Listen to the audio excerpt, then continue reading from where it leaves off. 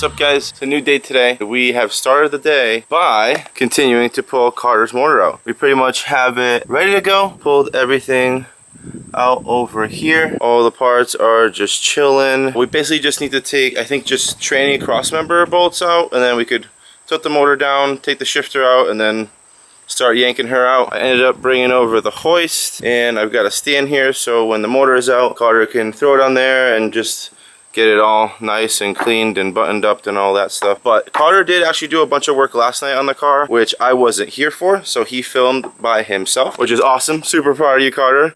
Thank you for filming your own shit. If I can't be around and he wants to get stuff done on his car and he wants, you know, everyone to see it, then he can do that still, which is good. I'm gonna drop that footage in right now.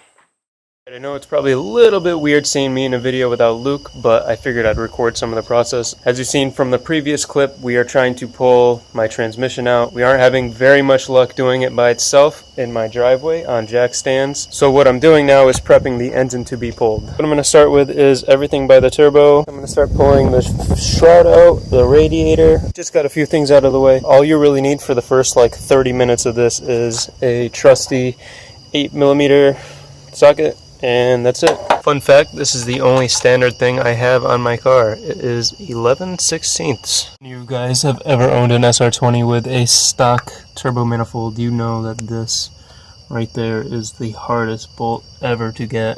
Alright, got the shroud out. Radiator is leaking out, pissing. I'm gonna let that drain for a bit and then pull it out. I know I should have tried to film it, but I did just pull the turbo out, finally. It is right here in my hand, the whole thing.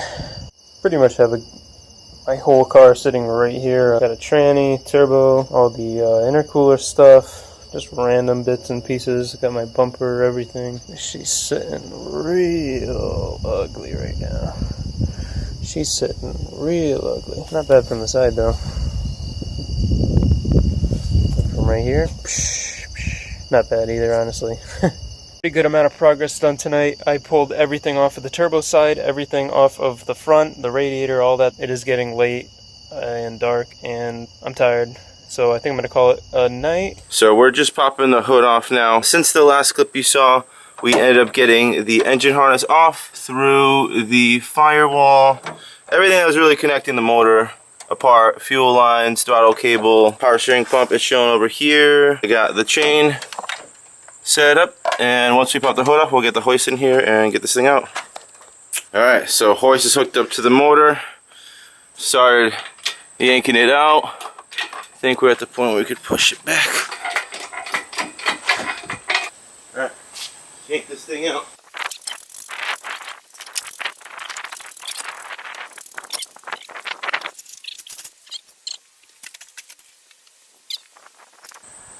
Yay! SR is out! Woo! Cool. That wasn't too bad, huh? Yeah, wasn't bad at all. So as you guys saw, the SR is out. Not in there anymore. It's right there. Just sweet. Just cleaning up some fluids. We're gonna get this transmission off. It's the reason why we pulled the motor. I mean, we're gonna clean up the engine bay and do some more stuff that Carter wants to do, but the reason we pulled the motor mainly was to get that transmission off. Put that guy on over there. And yeah, we're gonna pull that off, get it on the engine stand. Should be good to go. When we're done with this, Carter's gotta go to work. I'm gonna stop by the shop because I'm gonna continue working on my SR. Okay. Fire the gun. Ah! Hey, look, your tranny is apart now. Let me lift this up just to here. Alright, pull it out. Oh, you got a spec clutch. Alright, garbage tranny off. Alright, I just took the impact to the clutch.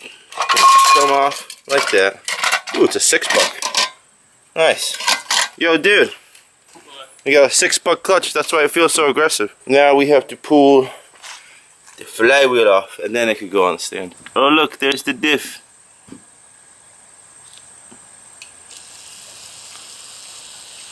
No motor. So car is kind of buttoned up, sitting for now. Carter over here is tired as hell, but he has to go to work. But he's excited, you can't tell. Motor is chilling on the stand. Everything is cleaned up. Got the new tranny over here. my big SR parts pile. I'm about to head to the other shop and get some shit done on my car. So Carter, farewell. Just got to the shop, all done with Carter's car for now. We're gonna do more work on it at some point soon. But now, since I'm back at the shop, gonna start working on this thing. I already filled up my cup of oil. Gonna start bleeding the lifters. You can get those in there. Then I can put my rockers in there. And then I could put my cams in there, my cam gears and timing chain tension. They'll start coming together. Start getting the manifolds on there. And I'm not setting any goals, but I want to get a lot done tonight. But in the meantime, somebody stopped by with a really cool car. So we're gonna check it out.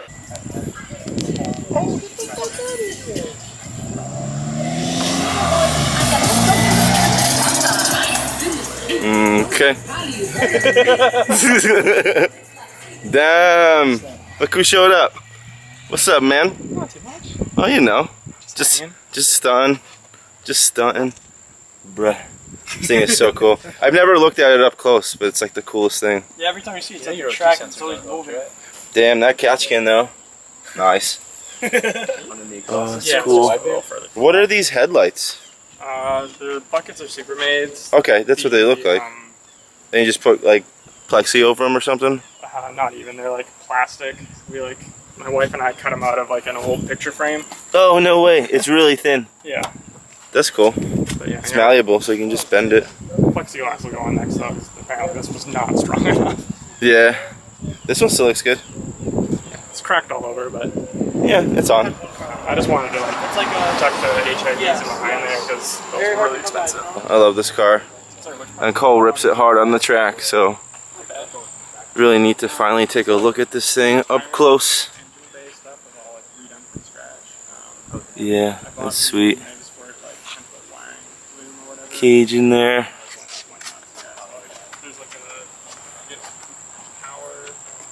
I love the wing, and I love the fact that it's got the little like bandana on the wing. I think that's so cool. Thing. Nobody can copy that. That's what I'm saying. That's a signature thing. It's cool, and the flowers and everything, and these awesome ass speakers. Oh, I just noticed this fucking muffler.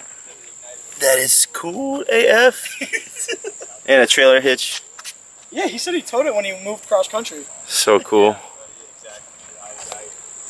Run it!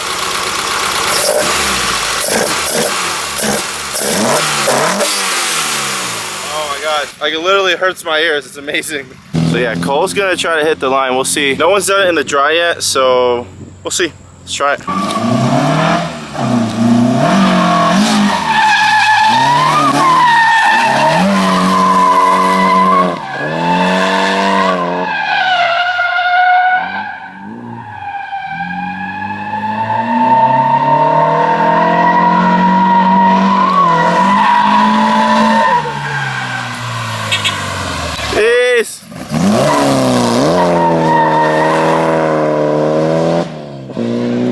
Nice. So I just got these lifters in. You can see I'm missing one. And it's still over here. I know I mentioned it in another video a while back at this point, but I kind of want to just go over it real quick. Basically what happens is this lifter right here, it might be springy, it might not be. This one's pretty solid, but sometimes when there's no oil in them, these are hydraulic lifters, they get really springy and you have to bleed them. So basically what you do is you take this wrench, it's thin enough, there's a little valve at the bottom that allows the lifter to compress, right? So now it might even be springy, we'll see. Yeah, see now it's springy, got air in the system. So what you do is you take this guy, put the wrench in there, right, locate it so it's good, put it in your cup of oil, press down, and slowly bring it up, and pop the lifter out, let your hand drain and all that good stuff. And now this thing is super solid. Maybe I could do it one more time. I kind of turned it outside, which you don't want to do because obviously the air will get in there. Let's do that one more time. Bring it out. Stand her up, pull the wrench out, nice and solid. And I just slip right in. Cool. So I'm just gonna dip these guys in the cup of oil, toss them into here, start getting the cams on. Rockers, cams, cam caps, rock arm stoppers are in. Just got the torque wrench set up. Got my specs out here, but I get these torqued up. So I just got these cams all torqued up. Everything felt really nice going together. Next, gonna pop on these cam gears, get them on my chain, get the tensioner on. But in the meantime, this guy over here stopped by. Gotta pick up some parts. Yeah, I don't know if you guys saw his last video, but he totally like fucked up his steering rack at Thompson. Steering rack and tie rod stripped right out, so Yeah. Roger hooked me up with another one. Ruined his day. Roger's the plug as always. Hit him up if you need parts, of course. So yeah, you got that, and no more problems. No more. Get that shit together, go back out there, go drifting. Tony had to pull up in the nice little skyline here. Thing is awesome. Hello. Yo, yeah. Always nice to see these things. Got the cam gears on. Got this little plate right here for the timing chain on. Timing chain is on the marks. Cam lobes facing out. TDC. Just gotta tighten that. Tighten the cams. Before I do that, I have to toss in this tensioner. I'm not sure if a lot of you guys know how to do this. There's a little like swing arm with a hook on it. And what you do, you just press that thing in. You swing this guy over, and then when you install it, I'll show you in a second, it just kind of pops out and puts tension on the chain. So as always, this build wouldn't be the same if there wasn't problems. When I was tightening the timing chain tensioner here, as you can see, one of the studs is missing. I've got it right here. So you can see on the right, that's the thread that goes into the head. Looks normal. Then you start looking at the thread over here, and it starts developing a taper for some reason. At the end here, it's fine. And then right there, it's like stretched and tapered. So when I was putting the timing chain tensioner in, I noticed that one bolt was tightening up, the other bolt was like tightening up, I guess, and then it started loosening, and then it got really fucking loose, and then it was just literally spinning on the stud. I guess for some reason, yeah, that just like stretched the fuck out. Thankfully, I was able to like pry on the tensioner itself with a screwdriver, get it out with my impact, and it took the whole stud out. Saves me a little bit of work of nut and bolting this. I'm just gonna get a stud off of one of my old heads, throw it on, we should be good to go. It's a little snag, hopefully there's not any more, because so far it's going really smoothly. Stop. What's up, dude? What you doing in here? Being fat. Nice, same. So, you know, just casually hanging out in the office. And I have to steal a part off the table. So, I'm gonna do that, I guess. So I just nut and bolted this thing, and it came right out. Time to go on a new motor. So we got a new tensioner in here. Pretty sure it's a G21. There it goes. I'm gonna rotate the crank. And there it goes. Nice and tight. So the SR is finally starting to look like something. I got cam gears in here, timing chain, got the little guide. Everything is just put together now. Torqued, oiled. Got the lower pulley on, water pump pulley. Obviously the timing chain tensioner is on there. I was gonna put the valve cover on. I have all the hardware here laid out, ready to go.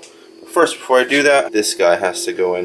And there's kind of a specific method of installing this thing that I kind of want to show you guys. Cam angle sensor. If you look at this thing, it's got this little notch right there and there. These two little dots. If you line up that notch with the first dot, when you slip this thing in here, like so, it should, in theory, line up with the first dot on the left. It'll literally switch over when the gear hits this gear. It'll switch over from the right one to the left one if you do it right. So if you look, when I slip it in, the dot is pointing the other way. It's really hard to see, but it is. So cam angle sensor is in. Like I said before, this thing's really starting to look like a motor. I was gonna throw the valve cover on, but it's been a super long day.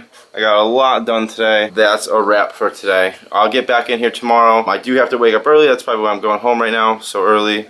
I mean, it's not that early. It's like 11:30, but I gotta get up at like 8 o'clock tomorrow, do some stuff with Roger, which I might show you if we pick that stuff up. Yeah, until then, I'll see you guys tomorrow. Like, comment, subscribe, and as always, thank you for watching.